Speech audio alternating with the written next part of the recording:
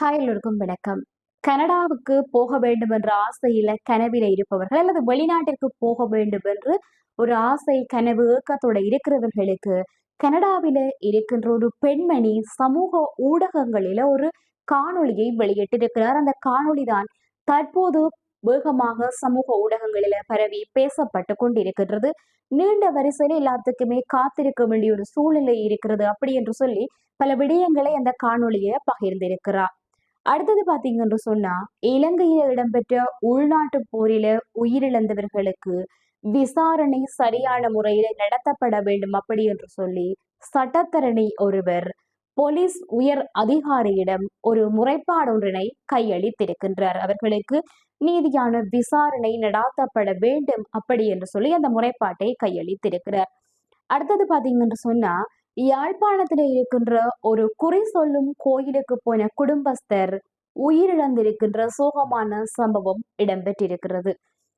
அடுத்தது இன்னும் ஒரு மிக முக்கியமான விடயம், யாழ் செம்மணி மனித புதைகுழி அகழ்வில தொடர்ச்சியாக அகழ்வு இடம்பெற்றுக் கொண்டிருக்கிறது. அந்த அகழ்வு பணிகளில நேற்றைய தினம் ஒரு யுனிசெப் நிறுவனத்தின் புத்தக பையோட ஒரு எலும்புக்கூடு ஒன்று மீட்கப்பட்டிருக்கின்றது.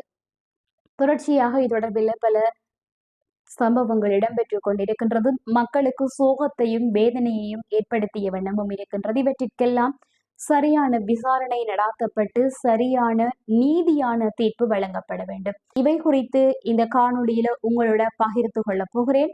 இதுவரை என்னுடைய யூடியூப் சேனலை சப்ஸ்கிரைப் பண்ணாம காணொலியை பார்த்து கொண்டிருப்பீங்களாக இருந்தால் மறக்காம சப்ஸ்கிரைப் பண்ணி பக்கத்தில் உள்ள பெல் ஐக்கானையும் கிளிக் பண்ணி கொள்ளுங்கள். வணக்கம், நான் திவாரகா. கனடாவில வசிக்கிற இந்திய பெண்ணான கனுப்பிரியா என்ற ஒரு இளம்பெண் வெளியிட்ட காணொளிதான் தற்போது சமூக ஊடகங்களில பரவி பேசப்பட்டு கொண்டிருக்கின்றது. ஒரு 5-6 இடங்களை காட்டியிருக்கிறார். அந்த 5-6 இடங்களிலேயும் வேலைக்காக நீண்ட வரிசையில மக்கள் காத்திருக்கின்றார்கள்.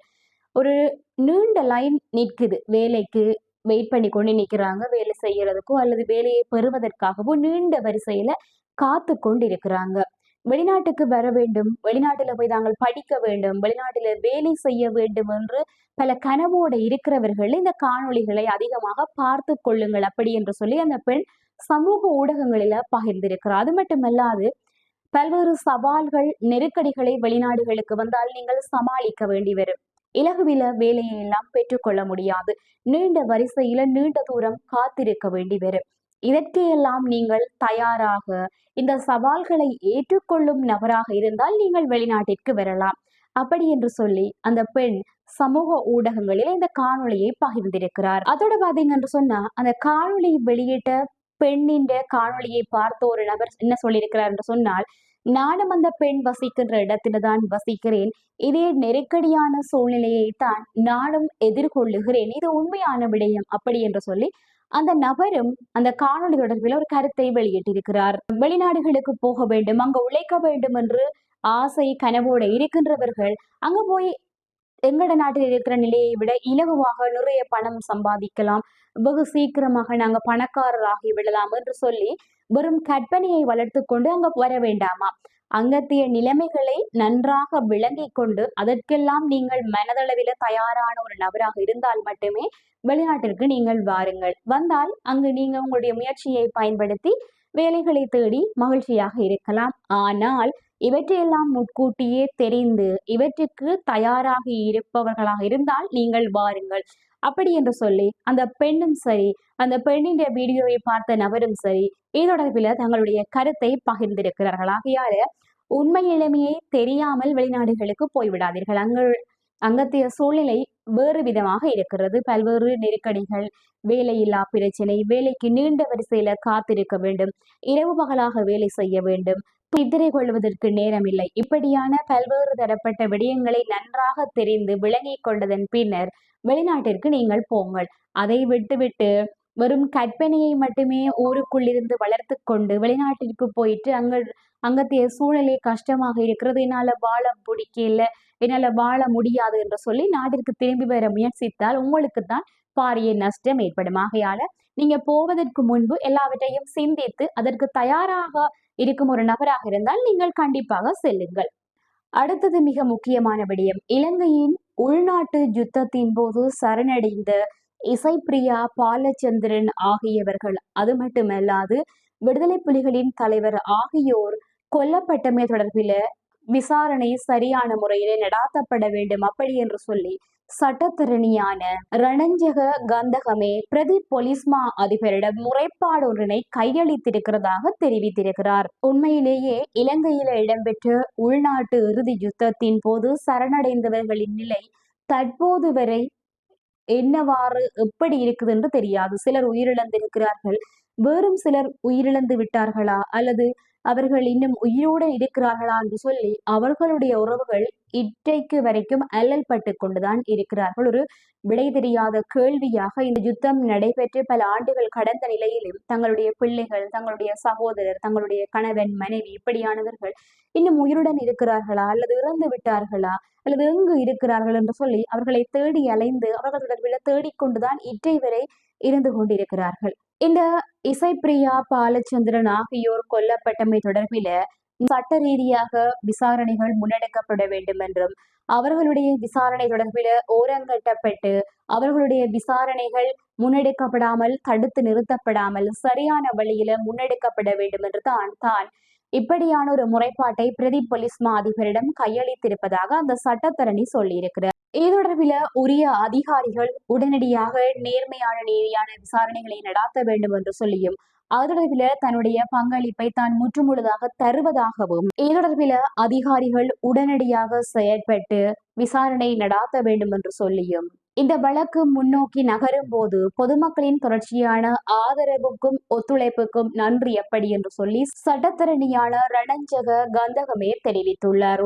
இவர்கள் தொடர்பில உடனடியாக விரைந்து விசாரணை மேற்கொள்ள வேண்டும் என்று சொல்லி அவர் முக்கியமாக குறிப்பிட்டு சொல்லியிருக்கிறார். அடுத்தது பாத்தீங்கன்னு சொன்னா, யாழ்ப்பாணத்துல ஒரு இளம் குடும்பஸ்தர் ஒருவர் தன்னுடைய நோயை தீர்ப்பதற்காக குறி சொல்லும் கோயிலுக்கு போயிருக்கிறாராம். அந்த கோயிலுக்கு போனவர் அந்த கோயில்ல இருக்கின்ற சாமியார் கொடுத்த இளநீரை குடித்ததன் பின்னர் மயங்கி விழுந்திருக்கிறார். மயங்கி விழுந்தவர் ஆம்புலன்ஸை அழைத்து அவரை வைத்தியசாலைக்கு கொண்டு போறதுக்கு இடையில உயிரிழந்திருக்கிறார். சிலர் சொல்லுவார்கள் வருத்தம் உடனே வைத்தியசாலைக்கு போகணும், அப்படி போகாம இப்படி கோயிலுக்கு சாமி என்று சொல்லி நம்பித்தான் அவர் உயிரிழந்திருப்பார் என்றால் உண்மை நிலவரம் என்னவென்று தெரியலை. இட்ட வரைக்கும் பெரும்பாலும் மருத்துவமனைக்கு போயிருப்பார்கள் என்றுதான் நான் நினைக்கிறேன். உண்மையான விடயம் என்ன என்று சொல்லி இன்னும் விடயங்கள் வெளிவந்தால் தான் தெரிந்து கொள்ளலாம். எங்களுக்கு உடனடியாக ஏதாவது வருத்தம் வந்துச்சுன்னா நாங்கள் உடனேயுமே மருத்துவமனைக்குத்தான் போக வேண்டும். மருத்துவமனையில படிப்படியாக எங்களுக்கான மருத்துவத்தை மேற்கொண்டு எங்களுடைய நோயை சரி செய்வார்கள். சிலர் அப்படி மருத்துவமனைக்கு சென்று தங்களுடைய நோய்க்கு சிகிச்சை எடுத்தும் அந்த நோய் குணமாகாத நிலையில்தான் கடைசியாக தெய்வத்தையாவது நம்பி எங்களுடைய வருத்தத்தை நாங்கள் தீர்த்து கொள்ளுவோம் என்று சொல்லி எண்ணி கோயில்களுக்கு போவார்கள். ஒருவேளை அப்படியான நிலைமையில் தான் இந்த நபர் போயிருக்கிறாரோ என்னவோ தெரியவில்லை. ஆனால் அவர் உயிரிழந்திருக்கிறார். உண்மையிலேயே மிகவும் ஒரு சோகமான விடயம். அதுவும் பாத்தீங்கன்னு சொன்னா 31 வயதுல ஒருவர் உயிரிழப்பது என்பது சோகமான விடயமாக தான் இருக்கிறது. தற்போது சர்வ சாதாரணமாக போய்விட்டது. சாப்பிட்டு கொண்டிருந்தவர் உயிரிழக்கிறார், தொலைக்காட்சி பார்த்து கொண்டிருந்தவர் உயிரிழக்கிறார் என்று சொல்லி இப்படி தொடர்ச்சியாக இளவயது மரணங்கள் நாட்டில அதிகரித்து கொண்டேதான் போகின்றது. உங்களுடைய உடல் நலன் குறித்து மிகுந்த அக்கறையாகவும் கவனமாகவும் இருந்து கொள்ளுங்கள். அடுத்தது பாத்தீங்கன்னு சொன்னா, நேற்றைய தினம் செம்மணி மனித புதைகுழி அகழ்வில ஒரு பாடசாலை மாணவனுடைய கைப்பை ஒன்று அவனுடைய எலும்புக்கூட்டோட கண்டெடுக்கப்பட்டிருக்கிறது. மாணவனோ மாணவியோ யார் என்று தெரியல. எலும்புக்கூட்டுடன் அந்த நீல நிற கைப்பையோட மீட்கப்பட்டிருக்கின்றது. இதை கேட்கும் போதோ அல்லது இந்த புகைப்படத்தை பார்க்கும் போது உண்மையிலேயே மிகவும் ஒரு கவலையான விடயமாக இருக்கின்றது. எப்படியான ஒரு மோசமான சூழ்நிலைகளில் எல்லாம் கடந்து வந்திருக்கின்றோம். எங்களை ஒரு மனிதராகவோ அல்லது எங்களுடைய உணர்வுகளை மதிக்காத ஒரு நிலையில் இருந்து நாங்கள் இப்படியான நிலைக்கு வந்திருக்கிறோம் என்பது மிகவும் ஒரு வேதனையான விடயமாக இருக்கிறது.